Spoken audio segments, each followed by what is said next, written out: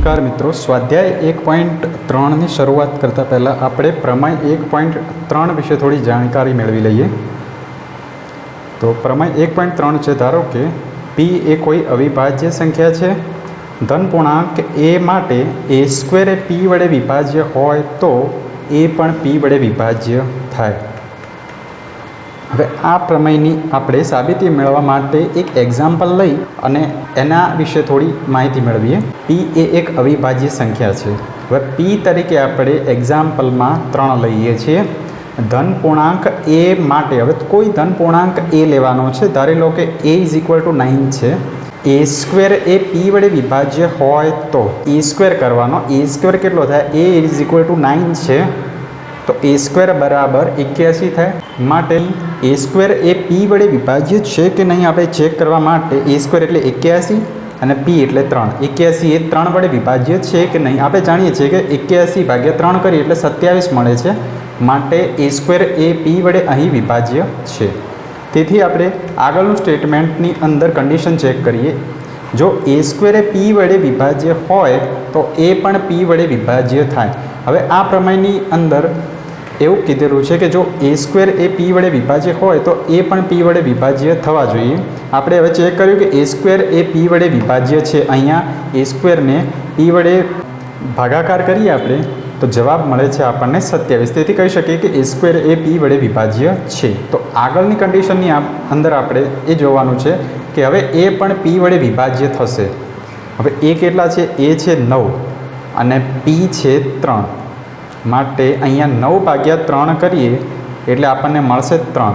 તેથી આ સંખ્યા પણ વિભાજ્ય થાય છે। તેથી આ પ્રમેય આપણે સાબિત કરી શકીએ છીએ કે ધારો કે p એ અવિભાજ્ય સંખ્યા છે, ધન પૂર્ણાંક a માટે a² એ p વડે વિભાજ્ય હોય તો a પણ p વડે વિભાજ્ય થાય। આ રીતે આ પ્રમેય સાબિત થાય છે। સ્વાધ્યાય 1.3 સાબિત કરો કે વર્ગમૂળમાં 5 એ અસમય સંખ્યા છે।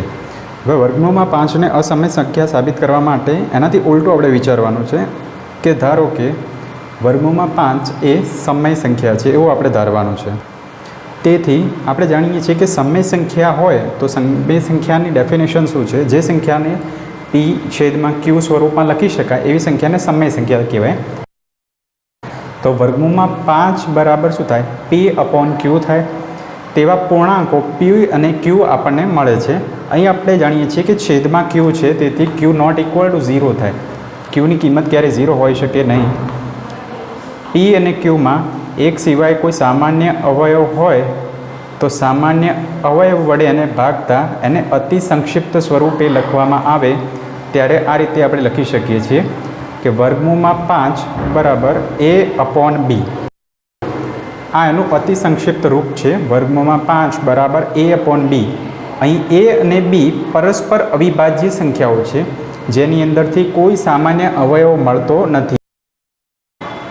અહીં આપણે જાણીએ છીએ કે b છે એ છેદમાં છે, જમણી બાજુ છેદમાં છે, બરાબરની ડાબી બાજુ જાય તો અહીંયા અંશમાં વર્ગમૂળમાં 5ના ગુણાકારમાં આવી જાય છે। તેથી a વર્ગમૂળમાં 5b એવું આપણે કહી શકીએ। હવે આ કિંમતને બંને બાજુ વર્ગ કરી એની પુનઃ ગોઠવણી આપણે પણ તો ડાબી બાજુ a છે એનો વર્ગ કરીએ તો a² થાય, જમણી બાજુ વર્ગમૂળમાં 5 વર્ગ અહીંયા 5b², એની કિંમત a² છે આ, અને જમણી બાજુની કિંમતમાં 5 છે એ ગુણાકારમાં છે। આપણે જાણીએ છીએ કે ગુણાકારમાં 5 હોવાથી કહી શકાય કે એની કિંમત a² જે છે એ 5 વડે વિભાજ્ય છે એવું કહી શકાય। કેમ કે a² જે કિંમત છે એમાં 5 ગુણાકારમાં છે, માટે કહી શકાય કે a² એ 5 વડે વિભાજ્ય છે। હવે પ્રમેય 1.3 આપણે જાણીએ છીએ। પ્રમેય 1.3 અનુસાર જો a² એ p વડે વિભાજ્ય હોય તો a પણ p વડે વિભાજ્ય થાય। તેથી અહીંયા આપણે જોઈ શકીએ છીએ કે a² એ 5 વડે વિભાજ્ય છે, a² એ 5 વડે વિભાજ્ય છે। તેથી આપણે કહી શકીએ કે a પણ 5 વડે વિભાજ્ય થાય પ્રમેય 1.3 અનુસાર।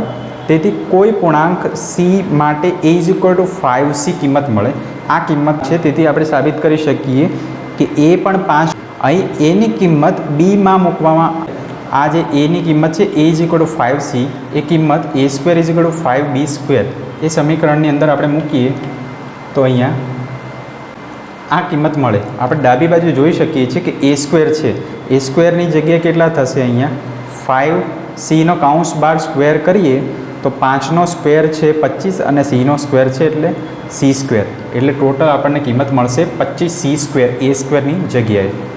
અહીં a બરાબર 5c કિંમત આપણે લીધેલી છે. તો આ એની કિંમત આગળના સમીકરણ જે હતું a square is equal to 5b square, આ સમીકરણની અંદર એની કિંમત આપણે મૂકીએ તો આપણને કંઈક આ રીતની કિંમત મળશે.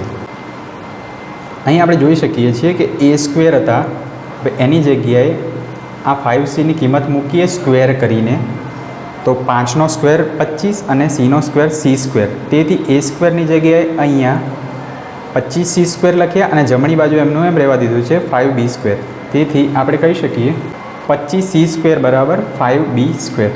હવે આપણે જાણીએ છીએ કે અહીં જમણી બાજુ ગુણાકારમાં 5 છે તો ડાબી બાજુ જાય તો ભાગાકારમાં જાય તો 25/5 થાય, 25/5 બરાબર 5 અને આ બાજુ જમણી બાજુ b સ્ક્વેર એકલા રહેશે, તેથી કિંમત b સ્ક્વેરની મળશે 5c સ્ક્વેર મળશે.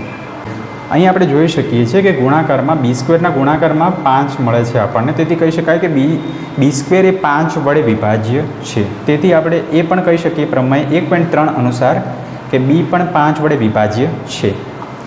આ ઉપરથી આપણે જોઈ શકીએ છીએ કે a અને bની કિંમતમાં ઓછામાં ઓછો એક સામાન્ય અવયવ આપણને 5 મળે છે.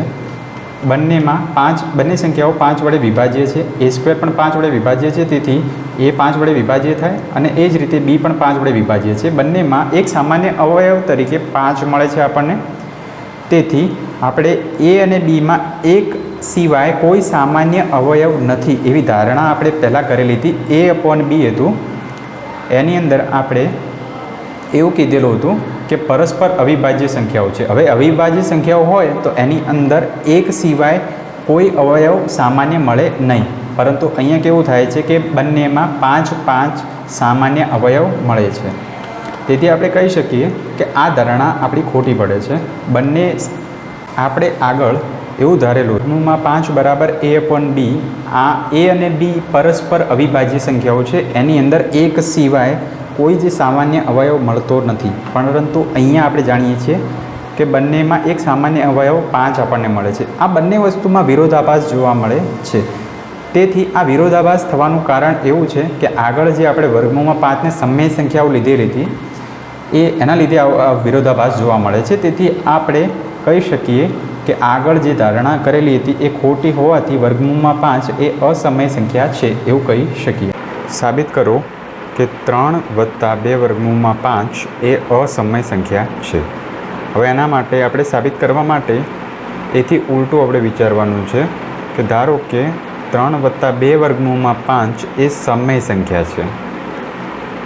હવે સમય સંખ્યા હોય તો આપણે જાણીએ છીએ કે એના માટે પરસ્પર અવિભાજ્ય પૂર્ણાંકો a અને b એવા મળે જેથી 3 + 2 વર્ગમૂળમાં 5 બરાબર a/b થાય. હવે b છેદમાં છે આના, તેથી આપણે કહી શકીએ છીએ કે b ક્યારેય 0 હોઈ શકે નહીં, તેથી આપણે કન્ડિશન જોઈ શકીએ છીએ b ≠ 0. હવે આ સમીકરણની અંદર 2 વર્ગમૂળમાં 5 છે એને એની એ સેમ ટુ સેમ જગ્યા ઉપર રાખી હવે આ સમીકરણની અંદર 3 જે પ્લસમાં છે એ બરાબરની ડાબી બાજુ છે, જમણી બાજુ જશે તો માઇનસમાં થશે અને અહીંયા 2 વર્ગમૂળમાં 5 જે છે એની એ જગ્યાએ રહેશે, તેથી આપણે લખ્યા છે 2 વર્ગમૂળમાં 5 ડાબી બાજુ હતા તો એને એની એ જ જગ્યા ઉપર લખ્યા છે 2 વર્ગમૂળમાં 5 બરાબર આ a/b હતા એ એમના એમ રાખવાના છે તો a/b લખ્યા. પછી જે +3 હતા એ જમણી બાજુ આવશે એ કેવા થઈ જશે -3 થઈ જશે. તો સમીકરણ આ રીતે બનશે 2 વર્ગમૂળમાં 5 બરાબર a/b -3. બીજું બધું એમનું એમ રાખી અને આ 3 જે પ્લસમાં હતા ડાબી બાજુ એ જમણી બાજુ જશે a+bની બાજુમાં તો કેવા થશે માઇનસ થશે. તો આપણે પુનઃ ગોઠવણી કરી અને આ રીતે પદને લખ્યું છે. હવે 2 વર્ગમૂળમાં 5 છે, હવે એની અંદર 2 છે એ વર્ગમૂળમાં 5ના ગુણાકારમાં છે, ડાબી બાજુ છે. હવે જમણી બાજુ બરાબરની જમણી બાજુ જાય તો ગુણાકારમાંથી ભાગાકારમાં જશે તો આપણે ફરીથી પદની ગોઠવણી આ રીતે કરી શકીએ. આ વર્ગમૂળમાં 5 એ એમના એમ રહેશે. આ 2 છે એ ગુણાકારમાંથી જમણી બાજુ જશે તો ભાગાકારમાં જશે. તો અહીંયા આપણે જોઈ શકીએ છીએ 2 ભાગાકારમાં છે. અને જમણી બાજુનું જે પદ આ હતું એ એમનું એમ લખવાનું છે a/b-3. આ પ્રમાણે આપણે ગોઠવણી જોઈ શકીએ છીએ. હવે આ પદ જે હતું એનો લસા લીધો છે. હવે એ લસા લઈ અને એ આ પદ આ રીતે સંયુક્ત રીતે આ રીતે લખ્યું છે. હવે આપણે જાણીએ છીએ કે a/b-3 એનો લસા લેવો હોય તો અહીંયા જાણીએ છીએ કે છેદમાં કંઈ ના હોય તો 1 લખવું પડે. અને હવે આને ચોકડી ગુણાકારની રીતે આપણે ગુણાકાર એનો કરવો પડશે. એનો ગુણાકાર 1 સાથે, બીનો ગુણાકાર 3 સાથે. તો એનો ગુણાકાર આપણે 1 સાથે કરીએ તો આપણને કેટલા મળશે? એ મળશે. માઇનસની નિશાની છે વચ્ચે તો માઇનસ લખ્યા. બી અને 3નો ગુણાકાર કરીએ તો 3b મળશે આપણને. હવે છેદમાં જે વસ્તુ છે એનો પણ ગુણાકાર કરી દેવાનો. b ગુણ્યા 1 કરવાના છે એટલે કેટલા થશે? b થશે. તેથી આ પદ જે મળ્યું છે એ અહીંયા આપણે લખ્યું છે. તમે જોઈ શકો છો a-3b/b. અને અહીંયા જે નીચે છેદમાં 2 હતા એ અહીંયા 2 લખ્યા છે. તો પદોની ગોઠવણી કરીએ આપણે. બીજી વસ્તુ આપણે જાણીએ છીએ કે અંશની અંદર જે છેદ છે b એ નીચે છેદમાં 2ના ગુણાકારમાં જશે. તેથી આપણે 2ના ગુણાકારમાં આ રીતે લખ્યા છે. અહીં આપણે જોઈ શકીએ છીએ કે વર્ગમૂળમાં 5 છે એની કિંમત આપણને મળી છે a-3b/2b. હવે આપણે જાણીએ છીએ કે જે વસ્તુને p/q સ્વરૂપમાં લખી શકાય એને સમય સંખ્યા કહેવાય. ઉપરાંત હવે b જે છે એ પૂર્ણાંક છે. તેથી આપણે એવી સાબિત થઈ શકે છે કે વર્ગમૂળમાં 5 એ સમય સંખ્યા છે. આપણને વર્ગમૂળમાં 5 સમય સંખ્યા મળે છે. પણ વાસ્તવિક રીતે આપણે જાણીએ છીએ કે વર્ગમૂળમાં 5 એ તો રિયલમાં અસમય સંખ્યા છે. તો અહીં આપણને વિરોધાભાસ જોવા મળે છે. આ વિરોધાભાસ થવાનું કારણ એવું છે કે 3 + 2 વર્ગમૂળમાં 5ને આપણે સમય ધારેલા હતા. હવે આપણે આગળ જોઈ શકીએ છીએ. ધારો કે 3 + 2 વર્ગમૂળમાં 5 એ સમય સંખ્યા છે એવું આપણે ધારેલું હતું. એના લીધે આ વિરોધાભાસ ઊભો થાય છે. તો આ આગળની જે આપણી ધારણા હતી એ અસત્ય હતી એમ પ્રતીત થાય છે આપણને. તેથી આપણે કહી શકીએ કે 3 + 2 વર્ગમૂળમાં 5 છે એ અસમય સંખ્યા છે એવું આપણે સાબિત કરી શકીએ.